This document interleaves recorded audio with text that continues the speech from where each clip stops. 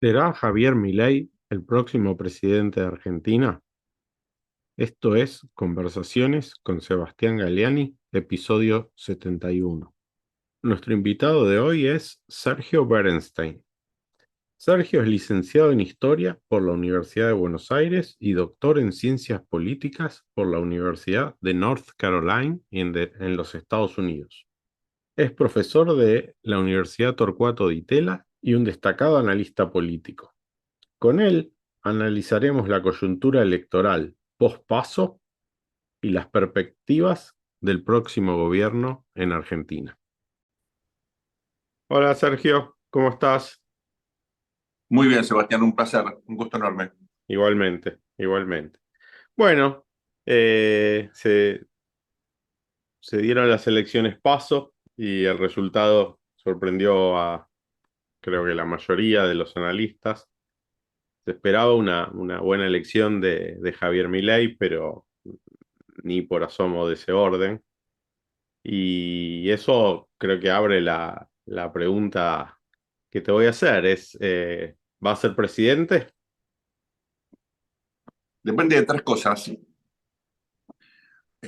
Una de la campaña que despliegue de acá a octubre. Él obtuvo obviamente un umbral impactante, ¿no? 30% de los votos.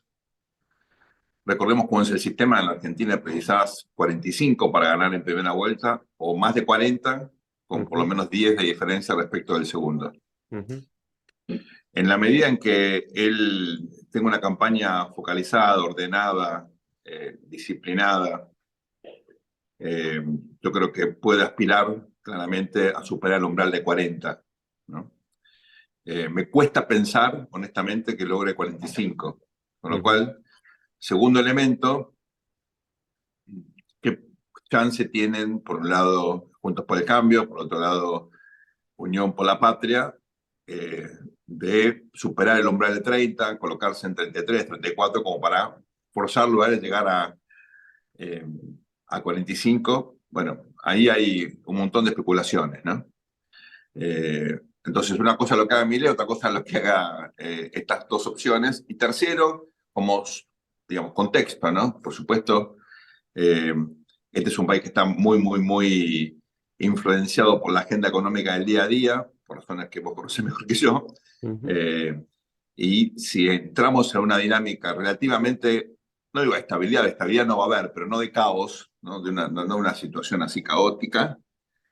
Si esta evaluación alcanza masa por lo menos hasta el final de este ciclo y aguanta hasta el lunes después de la elección, como pasó con las PASO, para tener que ajustar de vuelta el tipo de cambio oficial, eso le daría una chance a un oficialismo que tiene mucho terreno para recuperar. Recordemos que muchos gobernadores e intendentes no han movilizado demasiado. Ahora viene el proceso de lo que en inglés de forma bastante, yo diría, pulcra se llama horse trading, ¿no?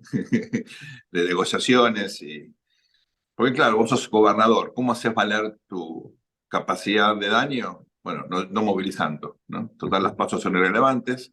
Entre las pasos y octubre negocias algo que es un intangible hasta que se concrete la elección. Pero bueno, te quedas con una promesa de un ministerio, dos secretarías, cuatro subsecretarías y un embajador, ¿no? Como una fórmula, digamos, modelo.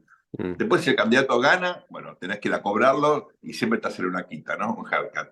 Y si el candidato pierde, bueno, no perdiste nada, pero compraste una opción, ¿no? De alguna manera.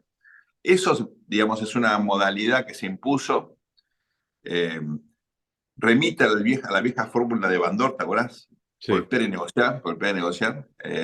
Digamos, y es lo que es en el peronismo hoy, un peronismo sin liderazgo fuerte, pues Cristina lo perdió y nadie lo ha recuperado aún, ¿no? Mm, Así que Massa está en ese proceso. Conozco casos de un gobernador y de dos intendentes que ya hicieron un arreglo, ¿no? mm, Y están satisfechos y dicen, bueno, ahora vamos a movilizar algo, tienen algún incentivo para hacerlo. En el caso de Patricia, bueno, hoy hubo una reunión importante, se juntaron todos ahí en el NH Bolívar, en el centro, a la vuelta de la oficina de ella, y realmente una presencia muy, muy significativa, digamos, estaba el 98% de lo que soy el liderazgo de Juntos por el Cambio, por supuesto faltó Martín Lustó, siempre alguien falta, ¿no? Pero Lo que ella demostró ahí es que, mal o bien, el 28, bueno, podría ser 28, o sea, aparte de un volumen electoral que no era todo propio, porque eso sacó 17, ¿no? Le ganó Horacio, pero claramente tenía que hacer un esfuerzo para consolidar ese voto. No digo que el 100% de ese voto vaya, pero con lo que vimos hoy, con lo que entiendo que está ocurriendo en el ensamblaje de los equipos técnicos de las campañas, la vocería económica, que vos sabés también amplió mucho, todo eso debería ayudarle a ella a consolidar el voto paloma, por ponerlo de una manera medio Ujú. simplista, y crecer. Uno mira los antecedentes, como sabes muy bien, entre las PASO 2015, 2017, 2019, 2021 y la elección general, siempre hubo un salto, un delta importante a favor de Juntos por el Cambio. Esta vez yo creo que va a pasar lo mismo. Ahí déjame, Ustedes, déjame que creo que quiero poner un número ahí, ¿sí? sí, En la presidencial del 2015, entre la PASO y la general, votó 2 millones más de personas y Juntos por el Cambio aumentó 1,8 millones tal, de tal cual. votos. Y en la del 19, también votaron 2 millones más de personas y Juntos por el Cambio subió 2,2 millones, o sea que en promedio subió 2 millones.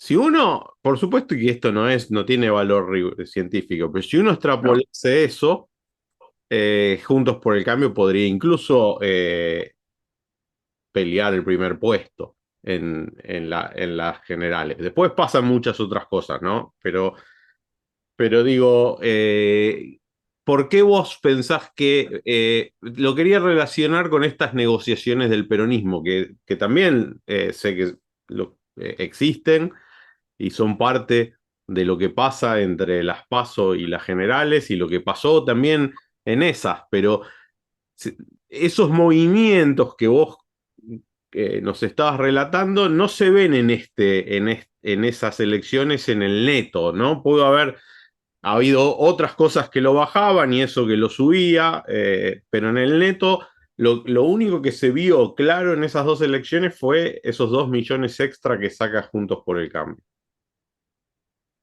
en esos dos casos, también en la selección de mitad de mandato 2017-2021, Juntos por el Cambio gozaba de un privilegio que ha perdido, y es el de la polarización. Ujú, Vos podés decir, bueno, pero Massa hizo una buena elección relativamente en el 2015. Eh, La Baña no hizo una buena elección en 2019. O sea, había una tercera fuerza muy limitada. ujú, Pero claramente, Juntos por el Cambio tenía la gran ventaja de ser la única opción clara, competitiva al kirchnerismo. ujú, Ya no lo es más, ujú, ¿no? Eso no es un factor menor, porque ese núcleo de votantes que no van eh, a las PASO y sí van a las generales, seguramente se va a dividir por lo menos en dos fuerzas y no en tres, ¿no? En dos ujú. seguro, un porcentaje va a ir, seguro a Milei. Todavía no sé cuánto, por supuesto, es el nombre del juego y ahí estamos todos mirando Claro. qué va a ocurrir, ¿no? Pero eh, algo a favor de Juntos por el Cambio. En las elecciones de octubre, fueron en noviembre de la vez pasada, ¿no? Como, no te rías, ¿no? Pero Juntos por el Cambio tiene una demografía muy diferente a las otras fuerzas, tiene una demografía muy avejentada, ¿no? Ujú, Eh, por supuesto, todo bien con los viejos porque uno ya está cada vez más cerca de sí, sí, esa sí. edad, pero Sí. eh, ¿qué ocurre? Claro, la gente arriba de 70 no está obligada a votar en No. agosto. En agosto en general hace más frío, llegas a la escuela, es un quilombo porque hay mucha gente que afuera se agolpa. El tipo ve eso y dice, ¿sabes qué? Me voy a mi casa, total, no voto, no pasa nada. En la elección general hay menos gente, son días más lindos, pues estamos en octubre, primavera, hay como otro incentivo de ir a votar, vale la pena, ¿no? Mm, Hay como más emoción y más lógica en un contexto donde no es que si no votás estás infringiendo la ley, votás optativamente. Entonces, cuando vos miras la cantidad de gente que no vota, como la demografía se va envejeciendo en la Argentina, cada vez es más. Pero no es ujú. solamente porque la gente tiene desafección política que la tiene, no me entiendas mal. Sí, Es sí. también un proceso natural de, bueno, tomar distancia. Esta Ujú, gente que viene votando sistemáticamente, por supuesto, del 73, no solamente el 83, hace mucho que vota, el país la verdad que no le fue bien en el contexto de competencia democrática. Hay seguramente un porcentaje que está, No, no, digamos, pero es como vos decís, y además una vez vi un estudio econométrico muy bien hecho que mostraba que o sea, comparando a como los que tenían 69 y 11 meses y 71 meses alrededor de una elección, los que van a votar cuando no es obligatorio, mayormente son educados, ¿sí? así Con lo es cual así, es mucho más probable que sean votantes de Cambiemos. exactamente, exactamente. Así que hay un factor ahí que cuando yo veo el cierto, no digo optimismo, porque después del golpe del otro día no hay mucho optimismo juntos para el cambio, pero cuando tratan de, bueno, mirar los números buscando así claves, anclas como para estructurar la campaña, ahí yo creo que tienen razón, ¿no? Ujú. Lo que me parece que es un desafío muy significativo, y lo planteo con cierta responsabilidad porque todavía no terminé de hacer el estudio, pero simplemente con datos sí, así muy preliminares, ¿no? ¿Qué pasó en Córdoba?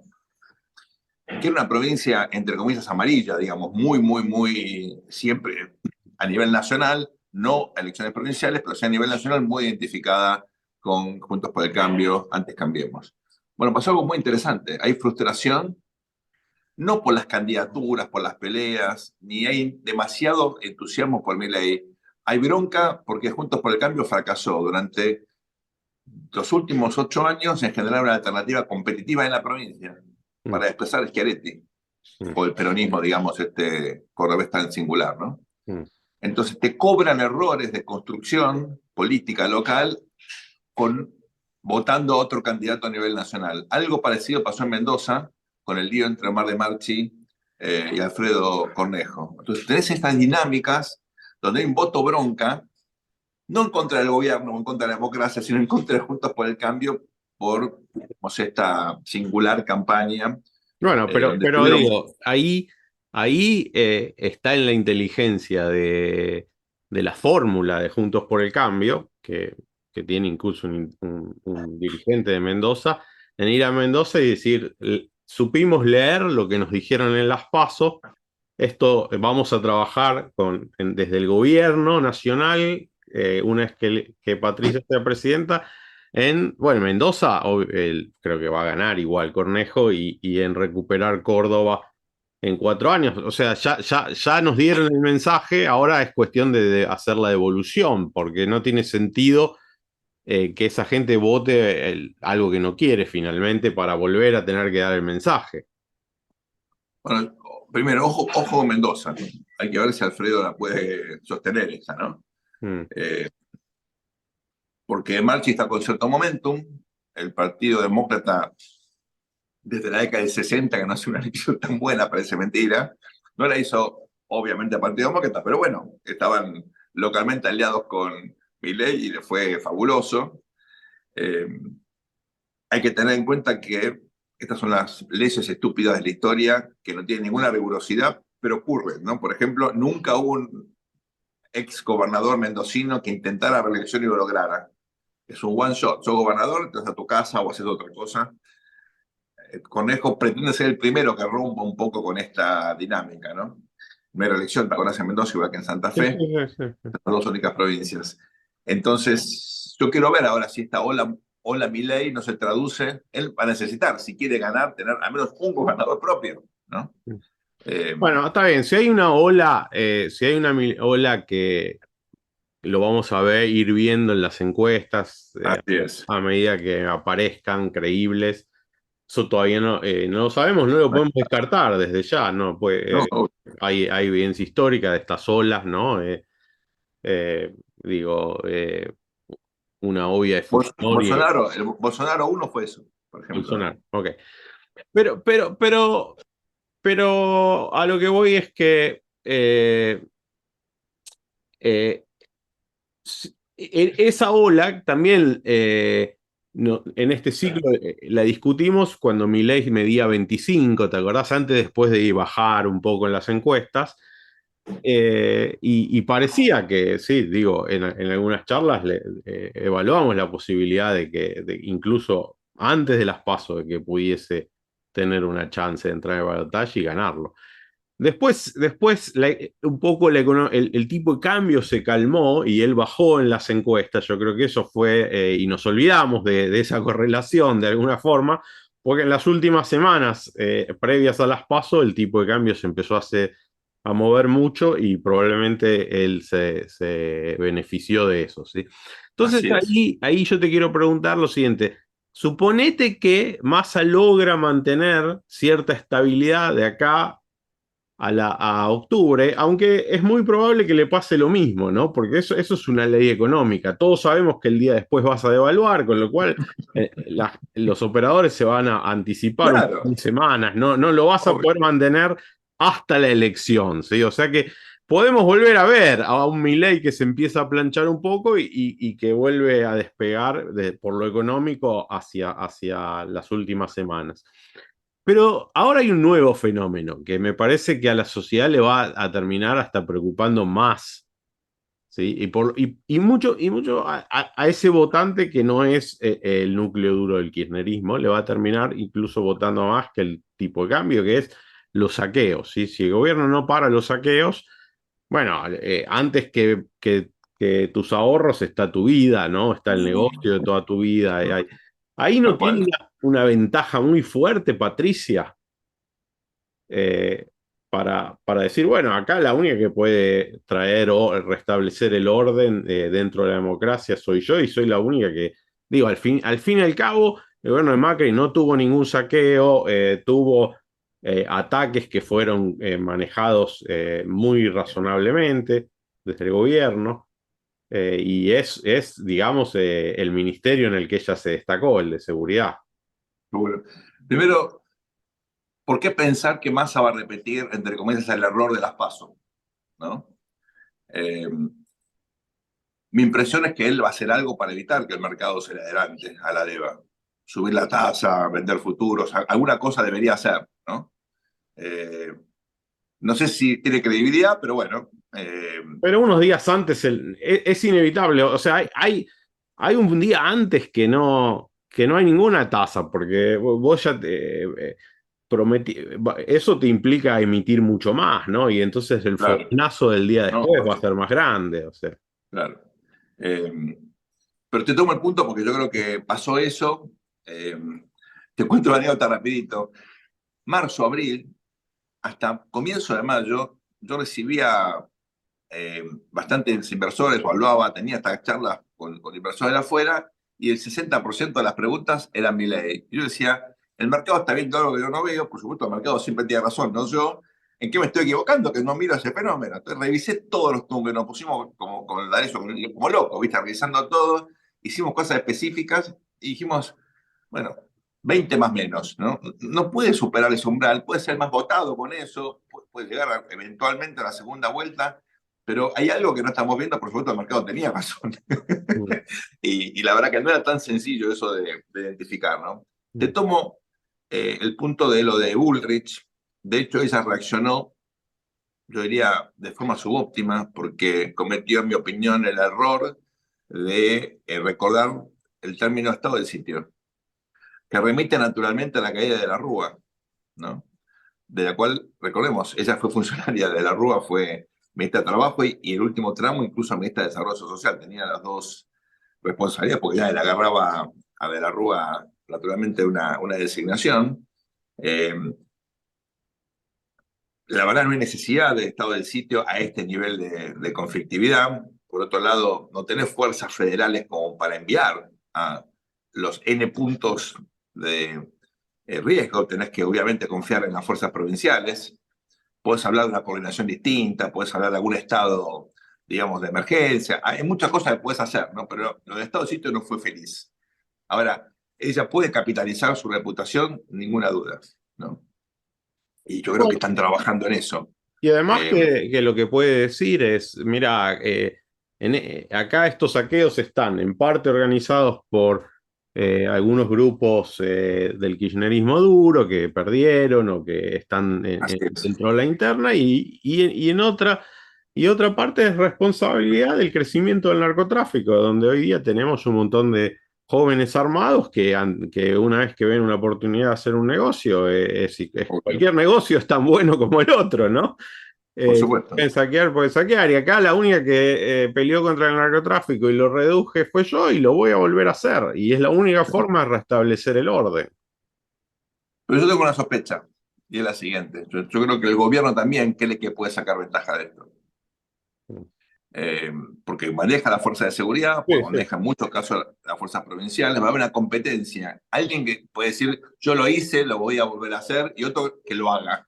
Ujú, Entonces ahí me parece que el que más podría perder en términos relativos, curiosamente, es Milei, ¿no? ujú. Que no tiene una reputación en términos de digamos, generar orden, que como factor de disrupción incluso te dice motosierra al Estado, y acá lo que vos reclamás es un Estado inteligente, digamos, un Estado capaz de mantener el orden público, ¿no? Me parece que la idea de achicar el Estado, destruir el Estado o el discurso anti-Estado de Milei chocaría con la demanda de más Estado u orden por parte de tanto del gobierno como de Patricia. No es un matiz menor, porque fíjate que en Argentina, a diferencia de lo que pasa, por ejemplo, en los Estados Unidos, no hay una demanda por portación de armas o me arreglo yo solo. Vos acá, cuando hay un problema de seguridad, querés que el Estado funcione. No Sí, querés sí. salir a.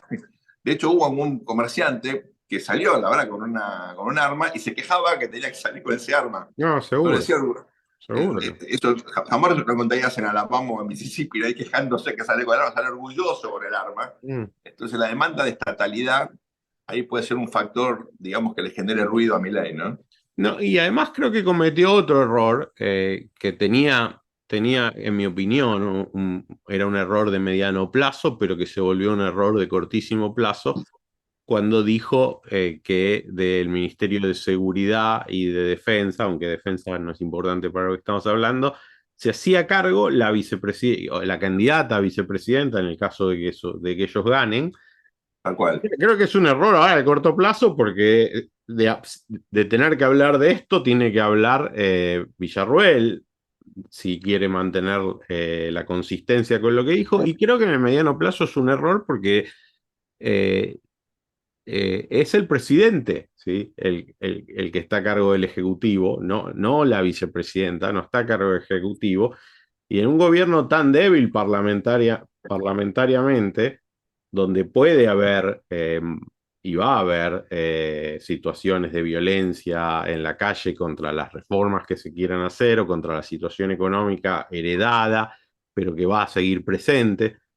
Esa delegación creo que es muy peligrosa para alguien que tiene números tan bajos en el Congreso.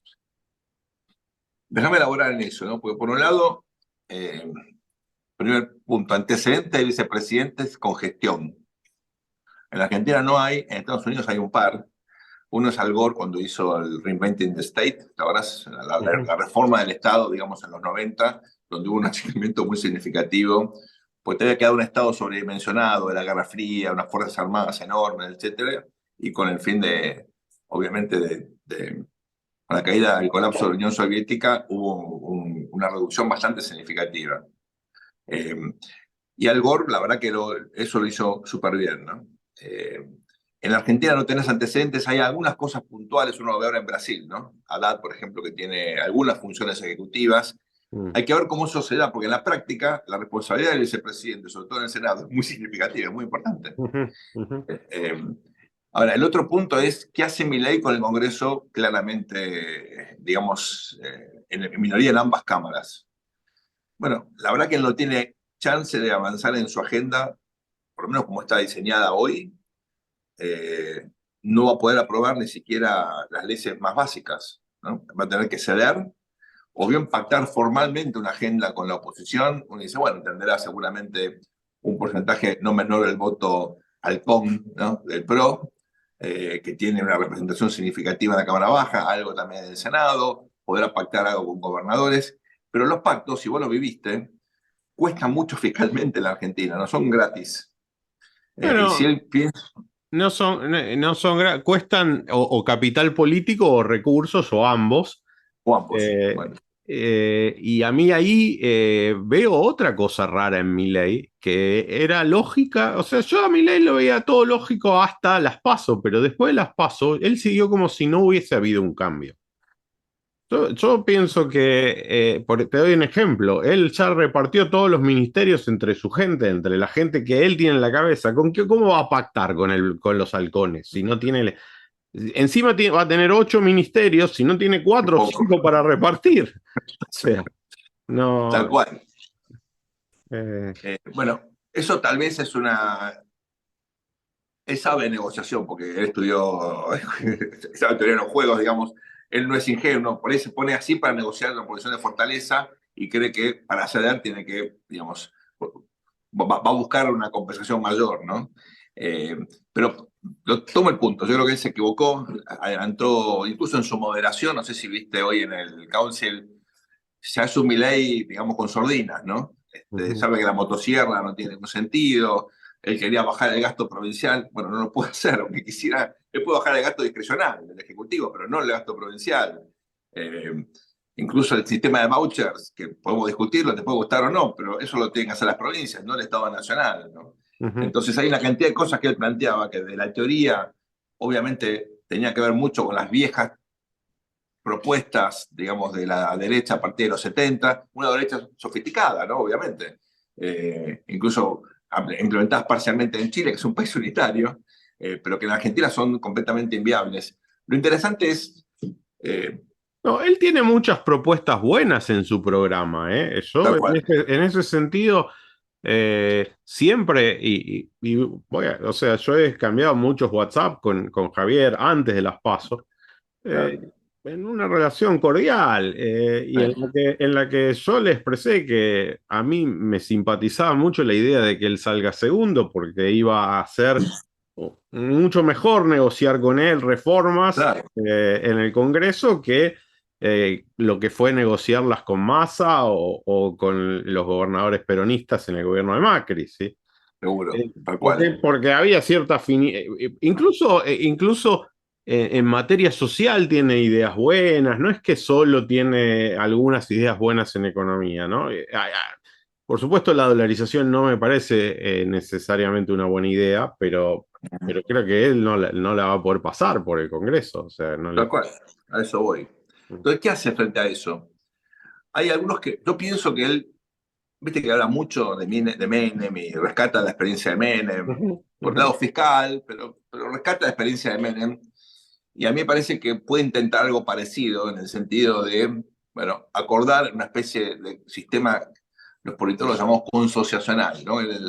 Pactos con los sectores sociales, pactos con algún sector de la política, arma un esquema de poder desde la presidencia, ¿no? Top down, pero le permite ir navegando hasta las elecciones de mitad de mandato, ¿no? Hagamos una secuencia, aunque sea, digamos, esquemática, ¿no? El mm, tipo gana, como todos sabemos, 2 años es muy poco.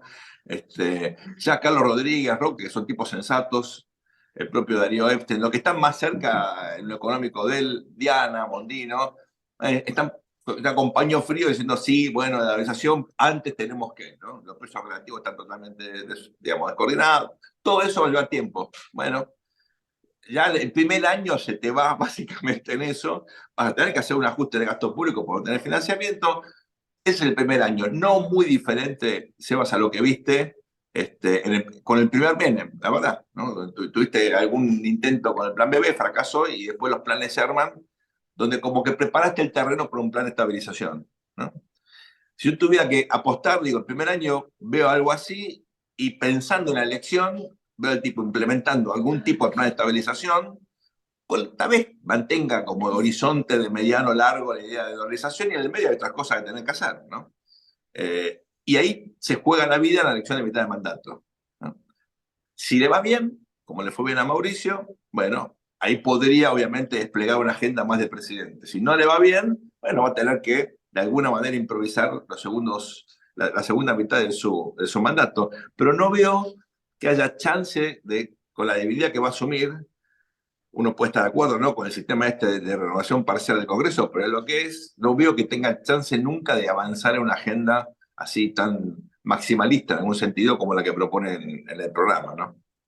Claro, pero yo estoy de acuerdo con todo lo que vos dijiste. Creo que él, en eso sí, creo que tiene claro ya, y quizás lo tenía claro de antes, y por eso lo dividió en tres etapas, ¿sí? Claro, Diciendo, claro. mirá, yo nunca voy a poder hacer esto en la primera etapa, con los votos que voy a tener. Digo, yo no estaba en el 16 y he sido crítico de la macro del 16 del presidente Macri, eh, pero creo que el gradualismo era también reflejo de una debilidad parlamentaria y yo lo he escuchado en Así algunas es, reuniones en las que estaba Marcos y el Marcos Peña y el presidente, donde el presidente decía, bueno, y esta reforma, y Marcos le decía, bueno, eso es después de la reelección, o sea, había ideas de que la agenda iba a ser más profunda en la medida en que se tal iban cual. avanzando en conseguir el control de las cámaras, tener más gobernadores, eso. O sea que en ese sentido creo que es bastante razonable. Lo que a mí me preocupa de una presidencia de Milei es los dos primeros años, en el sentido de que es muy débil. Nunca tuvimos un presidente tan débil. Supongamos que no tiene ningún gobernador, que es probable, y tiene, no sé, 5 senadores y 30 diputados propios. Y y tiene que hacer el ajuste. Digo, no será el ajuste del que él Obvio, venía hablando, pero tiene que hacer un ajuste de 4 o 5 puntos si no quiere que esto termine en una hiper, ¿sí?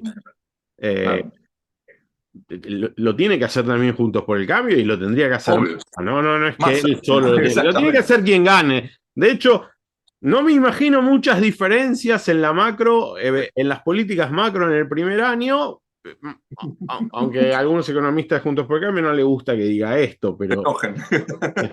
Claro, pero la verdad es que digo, llegado a ese punto, la realidad va a ser muy dominante eso. Y si hay tal gente cual, razonable en los equipos, se va a ir por caminos parecidos, ¿sí? tal cual. A lo que voy es que Menem controlaba el peronismo, y tenía control de ambas cámaras, ¿sí? Y muchísimos gobernadores, eh, y enseguida se expandió a la justicia, ¿sí? Nada de eso tiene Milei. Entonces, es un presidente que va a estar todo el tiempo necesitando o que las cosas le vayan bien de alguna forma o que tener el apoyo político de otro partido. Déjame, coincido con eso, déjame incluir la agenda internacional, que no hablamos nada de esto, pero es crucial. Ujú. Por un lado, él plantea algo bastante polémico y es bueno, que la Argentina tiene que cortar los vínculos con países comunistas como China o incluso con Brasil, ¿no? Que son dos socios comerciales fundamentales del país. Y dice que el sector privado haga lo que quiera, pero el país como tal no tiene que tener relaciones. Eso, por supuesto, es bastante absurdo. Eh, Hay una cuestión más general y es que no puedes plantear una cuestión ideológica en política exterior, dentro de una política exterior pragmática, defender el interés nacional, los empleos, por ponerlo como quieras, digamos, pero hoy en el mundo el realismo se ha impuesto, sobre todo en Estados Unidos, ¿no? Y las cuestiones así, eh, más bien ideológicas, pasaron a un segundo o tercer plano. Pero más me preocupa la relación con la administración Biden, porque claramente Javier tiene como una inclinación y en algún sentido copia al propio Trump, ¿no? ¿Y cómo hace para sobrevivir por lo menos 13 meses? O, digamos, por ahí renuevan los demócratas con Biden o sin Biden. ¿Cómo hacen? ¿No? Van a ser, digamos, él va a tener que cambiar también en ese plano la narrativa, Sí, porque está generando muchas reacciones, y vos lo conocés, en un sector, digamos, del Partido Demócrata lo ven como una amenaza, ¿no? Como un nuevo Bolsonaro. yo creo que él necesita urgentemente gente capacitada en relaciones internacionales que no tiene. Así es. Digo, al final del día, Diana Mondino Es una persona súper agradable y es economista, pero no es alguien que sepa de ese tema. Y es un mundo muy complejo, bipolar, en guerra, eh, Claro, eh, con potencias que están creciendo, no es solo China, está India. claro, Y además, no hay lugar, en las relaciones internacionales no hay lugar para el capricho. O sea, yo soy judío, vos también, pero nos parece mal, creo, que a él se le ocurra mover la embajada argentina a Jerusalén. ¿Qué está claro, esperando ganar? ¿Qué está esperando ganar? No va a ganar nada con eso, menos dentro de la administración Biden. ¿Qué está señalando claro, con respecto a Bibi? O sea, a lo que claro, está pasando en Israel, es como el, claro, no, yo quiero mandar ese mensaje porque tengo un rabino que, no, así no es la cosa. claro, tal cual, tal cual. Eh, Eh, Esto no solo es un capricho, no lo descalifica, pero digo, él tiene que aprender mucho tal y cual, muy rápido muy rápido. a ser Bueno, presidente. hay una pregunta para hacerse, ¿no? Y es la cuestión de la famosa curva de aprendizaje. Porque ningún presidente en su primer mandato obviamente llega sabiendo de qué se trata el laburo, que nunca se parece a nada a lo que hiciste antes. Si fuiste gobernador, bueno, tuviste obviamente algún entrenamiento, pero no tiene nada que ver, ¿no? Toda la literatura que conocemos sobre eso te confirma que no tiene nada que ver. Ujú, Nunca es lineal la curva de aprendizaje, siempre va bien el medio logarítmica, te haces macana, macana, macana, al final bajás y ujú, levantás un poquitito la performance. En Estados Unidos muchos creen que eso pasa después de perder las elecciones en mitad de mandato. ¿Viste? Clinton mejoró mucho a partir del 94, ujú, obviamente. ujú. Obama también. Como que los primeros 2 años entras con, bueno, alguna idea tuya, algún programa que querés avanzar, el Obamacare, por ejemplo, y Sí, eso sí. tiene costos altísimos, ¿no? Ahora, ¿tenés en Argentina ese tiempo de aprendizaje? Uno está tentado a decir que no, que vas a tener que tomar decisiones a partir del día uno. Y ahí para mi ley aparece un problema que es el problema de la casta. Porque vos podés decir, bueno, me rodeo de talento y experiencia. Que hay gente en la Argentina que te puede ayudar para eso. De hecho, Roque, Carlos Rodríguez y compañía es parte de ese mundo, ¿no? Eh, pero al hacerlo, claramente rompes esa idea de que estás en contra de la casta. Por ejemplo, él lo llamó a Guillermo Franco, que vos conocés, estaba en el Sí, BID, sí, sí, sí. tipo recontra sensato, pero ¿cuál es el punto? ¿Cómo haces para convencer a tu votante que este tipo es anticasta cuando viene en política desde la década del 80 con Paco Manrique, estuvo con Bingo y compañía? ¿No? Ahí hay una contradicción y Sí, te soy honesto, yo no sé si... yo creo que él tiene, así, el núcleo duro de su votante es alguien que tiene una relación directa con él, que no, le cree a él es como está enojada con 40 años de democracia que empezaron diciendo que con la democracia se resolvían los problemas y estamos mucho peor. Y uh-huh. entonces está enojado, ¿sí? Y está bien, digo, todos tenemos en algún grado enojo con el sistema político argentino y algunos creemos que igual hay que seguir intentando por otros canales, ¿sí? Por otros partidos, porque creemos que las cosas finalmente requieren coaliciones Tal cual, con mayorías, etcétera. tal cual. Pero hay gente que no. Entonces me parece que esa gente no se va a ir porque sea francos o no. Lo que sí creo es que no hay mucho tiempo para aprender en el sentido de que estamos prácticamente en una hiper. Digo, había una vieja definición que hiper era 50% de inflación. Yo creo que sí, esa definición nunca tuvo sentido, es arbitraria. Hay otra definición mejor en el que estamos en hiper. O sea, en esta definición es cuando ya la inflación mensual no es informativa. Y ahora estamos Claro, en la inflación semanal. Vos en tu obvio, trabajo estás obvio. todo el tiempo hablando con consultores que dicen en la última semana los precios se subieron 4 veces Así. más que en la semana anterior. O sea, ya la inflación mensual.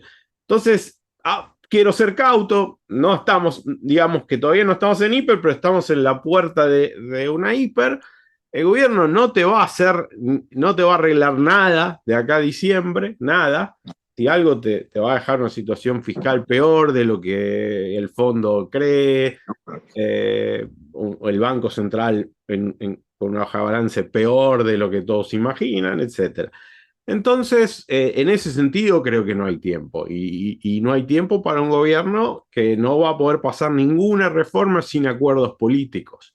Así es, Entonces, así es. ahí yo veo la gran debilidad de un gobierno de Milei. Y no la veo en Juntos por el Cambio. Yo creo que si ahora cambiando ganase Juntos por el Cambio, llegaría con un programa armado y claro que ya no le iría tan bien en la primera vuelta, no tendría esa Cámara de Diputados con la que Así es. soñó, ni ese Senado con el que soñó, pero sería un gobierno fuerte que podría eh, pactar con la libertad avanza y con algunos sectores peronistas que no estén en el núcleo duro del kirchnerismo y Tal hacer cual, un gobierno lo más parecido al mayor consenso posible, ¿sí? Para avanzar. tal cual.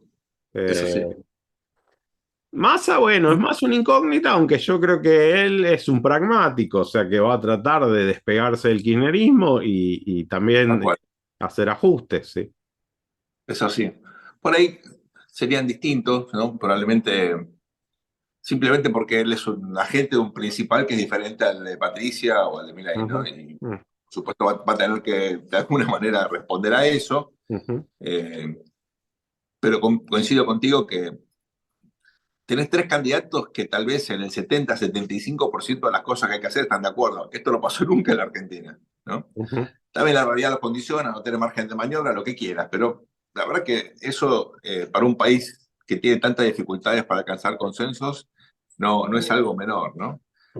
Por otro lado, están los optimistas, como nuestro común amigo Federico, que te dice, no, el año que viene vas a tener una cosecha espectacular porque está lloviendo y la energía, y hay como, digamos, cosas que este año no los tuviste y el año que viene sí la vas a tener, que por ahí te da un poquito de margen, ¿no? Porque la recesión este año, la verdad que se está sintiendo. Sí, Hablas con las sí, empresas sí, y, sí, puede haber cosas, puede haber shocks favorables y te diría que claro, el mundo de mediano plazo luce favorable para Argentina. claro. Y Bueno, este mundo que es mucho más complejo en lo político es favorable para un país como la Argentina, pero hay que saber moverse en ese mundo, ¿no? tal Que cual, es lo que decíamos antes. tal cual. Pero yo creo que digamos, este gobierno, ¿no? Que llega tan mala la elección, pues decís, bueno, por ahí sin la sequía no le iba tan mal electoralmente, ¿no? Digo, hay que darle crédito al peronismo, que a pesar de todos los errores y del desgaste, está a 3 puntos del que sacó más, ¿no? Es muy meritorio también. Está bien, se junta el voto de masa más el de Grabois, hay que Es agradecer. cierto, pero tuvo sequía, pero tuvo después del año ese malo del COVID, que lo tuvieron todos los países del mundo y nadie le pasó demasiada factura por lo económico. La factura No, vino por lo mal que manejaron la política sanitaria, ¿no? tal cual. Y de libertades individuales. Eso Eh, sobre todo. eh, Me parece que tuvo un efecto riqueza muy grande con los términos de intercambio y como siempre terminó en esas políticas que no van a ningún lado, ¿no? Con cepo, o sea. Bueno, Sergio, muy, muy, muy clara la charla, muy buena y nada, quedamos en contacto, ¿sí? Buenísimo. Mil gracias, Sebas, por el interés. Es un placer estar contigo y siempre a disposición. Dale, abrazo. Un abrazo, cuídate.